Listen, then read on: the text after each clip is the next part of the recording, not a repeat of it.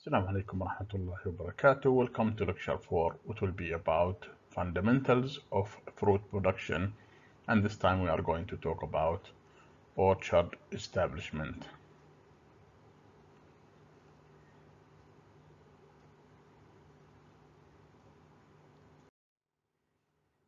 In this lecture, we'll be talking about what is definition of an orchard, what makes an orchard different from garden. Then we have to do the planning for orchard establishment. We already talked about the importance of climate. In that sense, we will do the site selection that includes climate, land, water, the market, the labor and power supply. And then once we have identified our location, then we'll go on to select the cultivars and rootstocks. After that, we'll discuss orchard design, especially what is so-called high-density orchards. And then once we are done with that, we'll go through the 3 types of orchard design, which is square, Quincunx, and hexagonal. So let's start by defining what is an orchard. What is the definition of orchard or bustan? Orchard is any particular green plot with more than 5 trees. So our key word is here is 5. If we have any 5 trees of any kind, more than 5, we already have an orchard. But if we have less than 5 trees, we are talking about a garden. So the first step in establishing an orchard is site selection.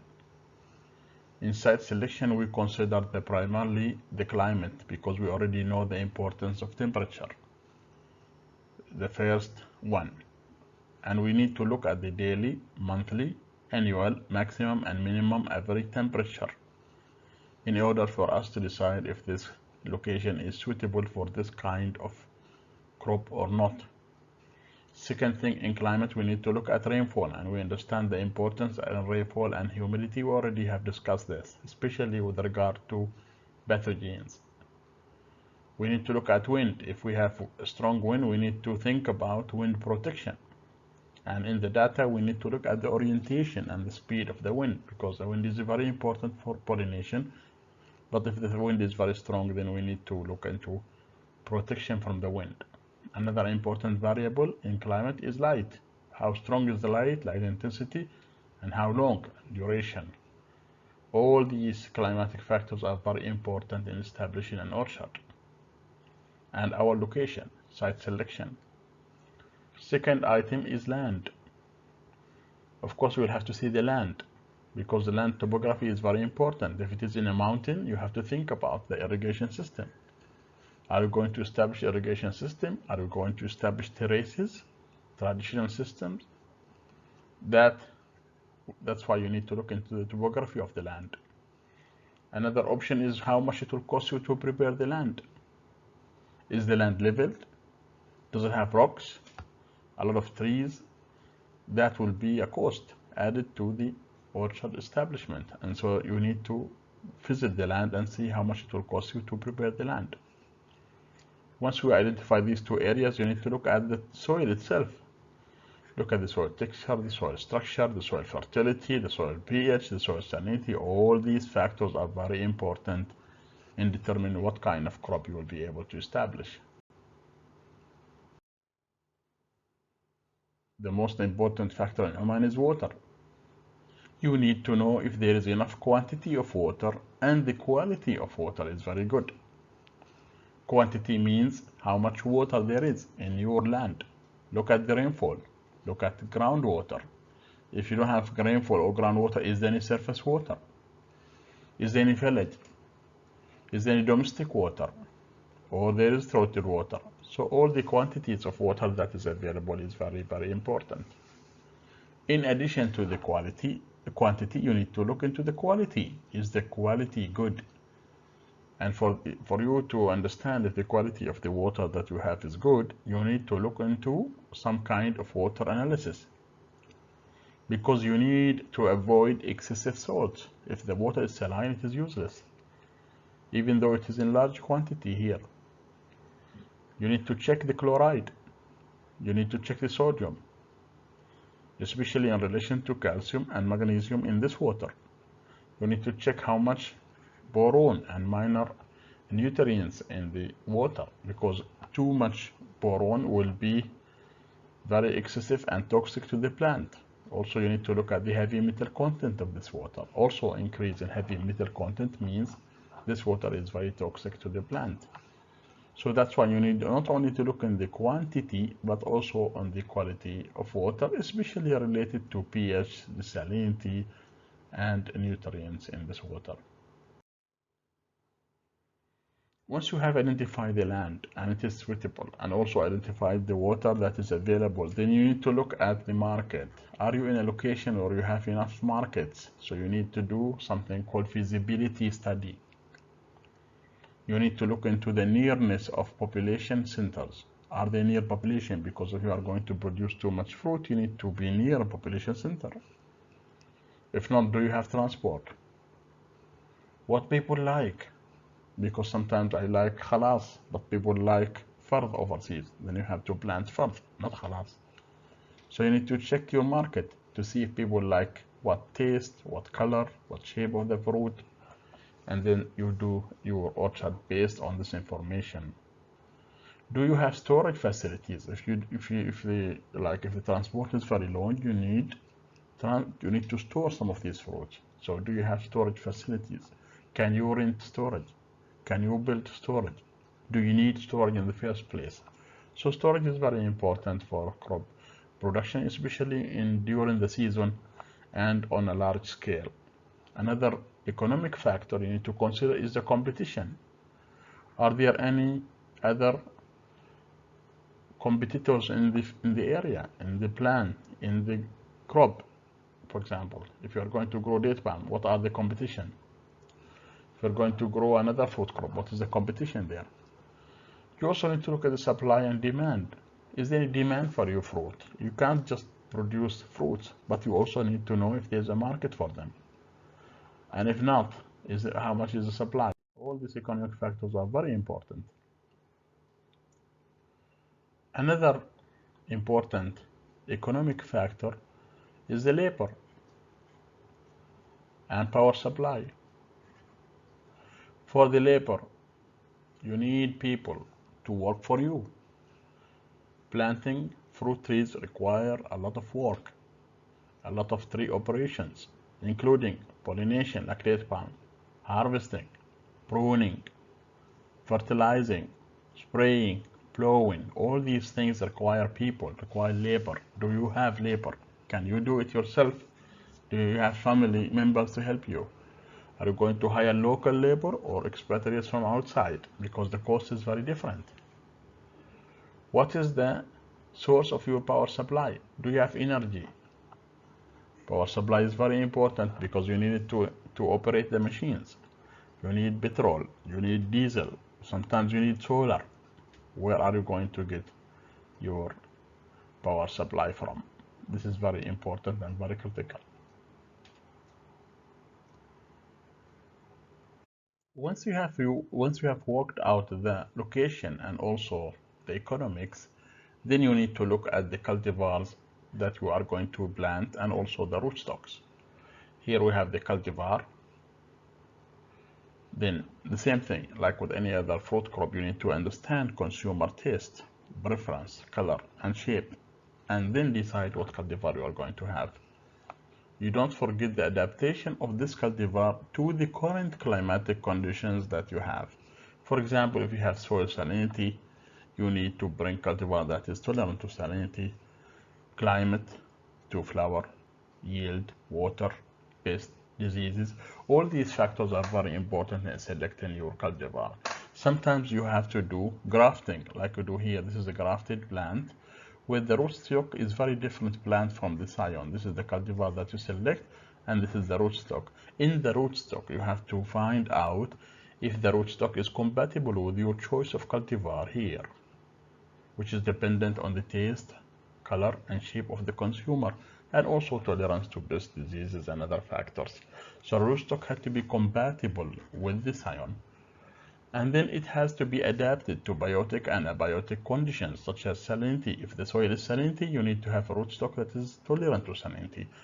If you have Phytophthora, you need to have a rootstock that is tolerant to Phytophthora, and so on. So the choice of cultivar and rootstock is very important. For example, here's a grafted apple. You can see this orchard is high density. That means the space between a tree and a tree is very narrow, very short, maybe 50 centimeters. All these trees are grafted, and they are grafted on rootstock. And so the same thing goes for chestnut here in this picture. So this is grafted. Rootstock is different from the scion, and the rootstock is always adapted to the soil conditions. The cultivar itself is adapted to the consumer taste and preference and tolerance to pests and diseases. Finally, when you decide what cultivar you have, and you have already a feasibility study that showed you the market, the labor, the energy, all the requirements of the crop, including the land and the water, then you go to the design itself, the orchard design.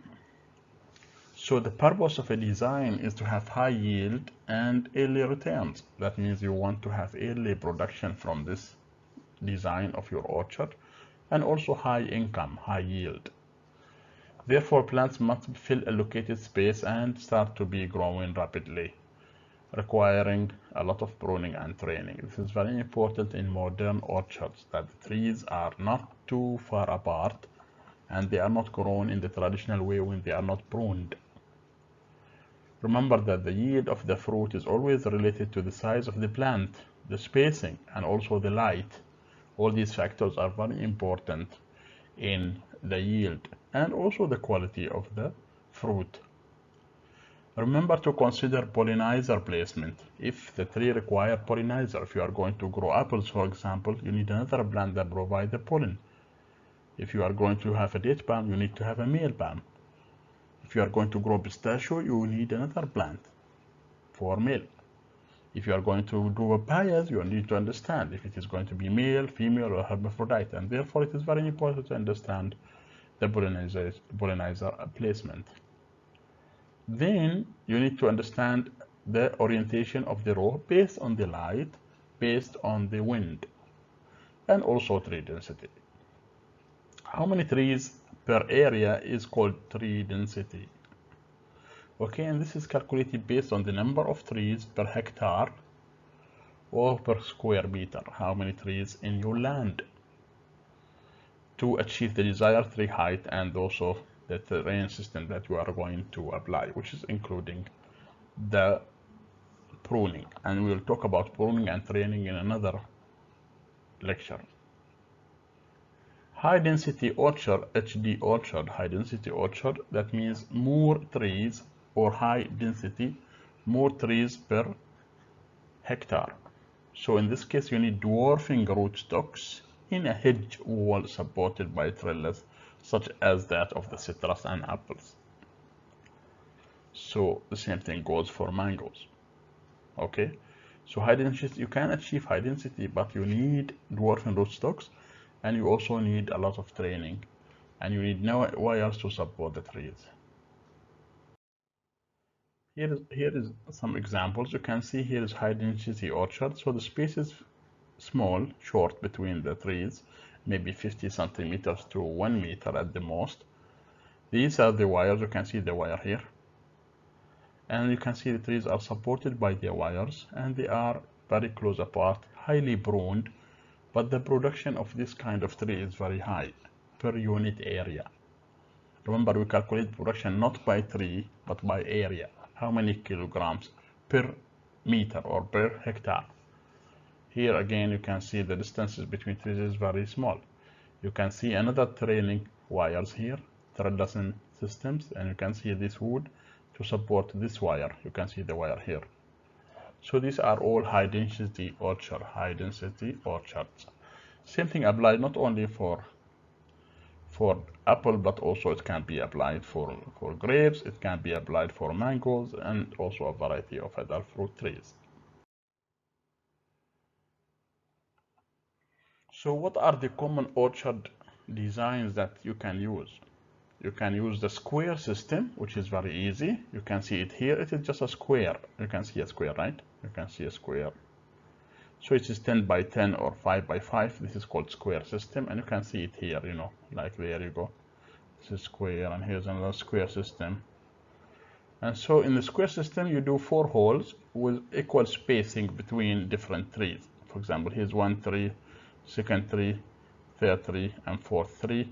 And the distance, as you can see here, 30 feet or 10 meters, okay, between the trees. So equal spacing.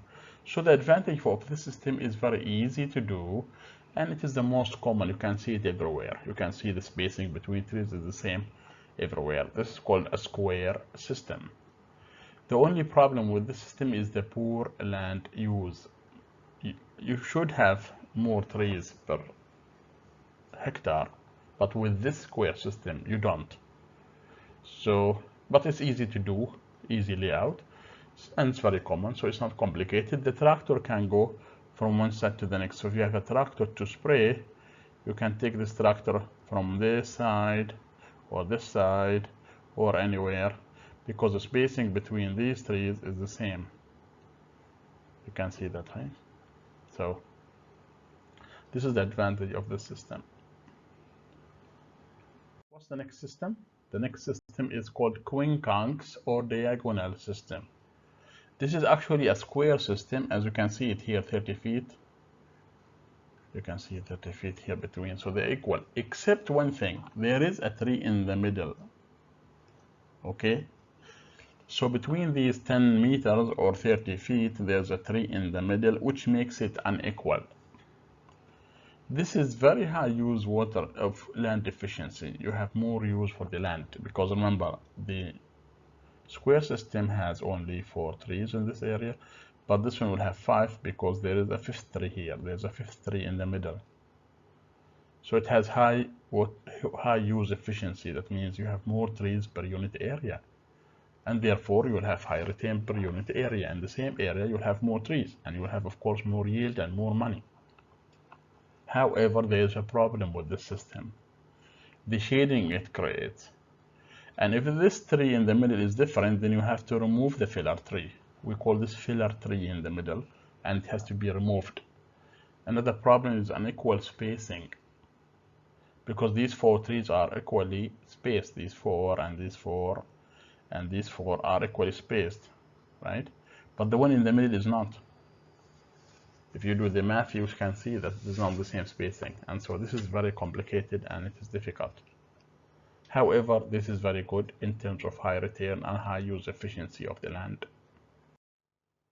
Hexagonal is another orchard system that is extremely useful and very efficient.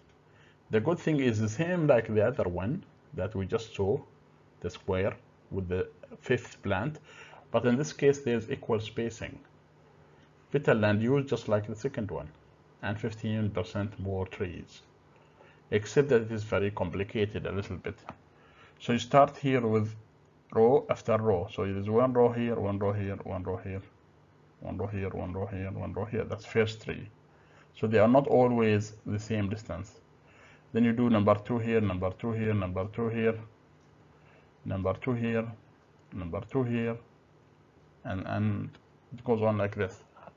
So you end up with equal spacing between the trees, okay? With this system, you will have 15% more trees. If you try to do this yourself, you'll be able to calculate more trees in the same box, in the same area, using the hexagonal orchard design. However, it is very complicated, and it's not easy like the square system or the filler system, but it will lead to more 15% more trees in the same area. Of course, if you have more trees, you will have more yield and more money return per area. That's why you need this line, and you need a stick to actually start calculating this kind of system. It is very complicated, so they are not all the same here. So this is one, and there's one there on that side, and here is another one. Then you have again here, and it's complicated. Certain kind of fruit crops don't go the same pattern.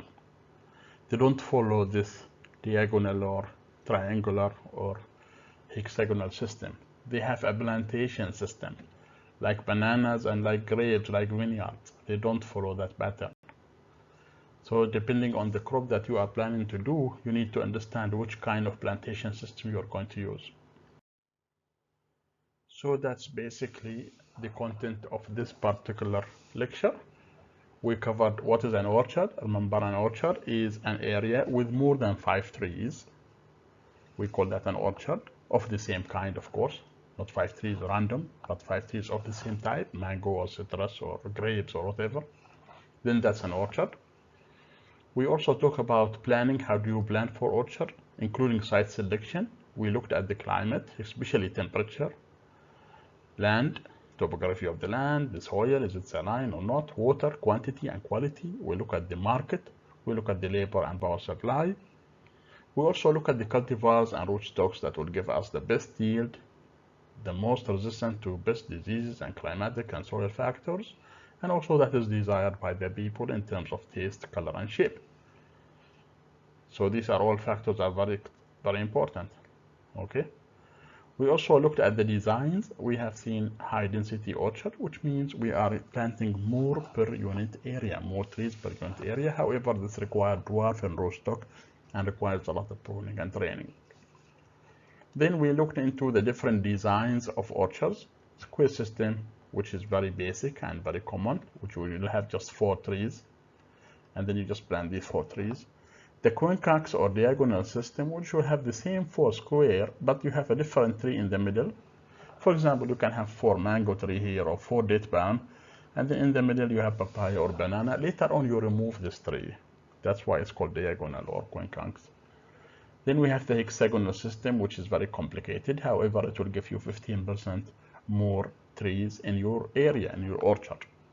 So this is basically what we mean by orchard establishment and what are the factors to consider when you start designing your orchard. This is the end of this lecture. Wish you good luck and we'll see you next time. Assalamu alaikum wa rahmatullahi wa barakatuh.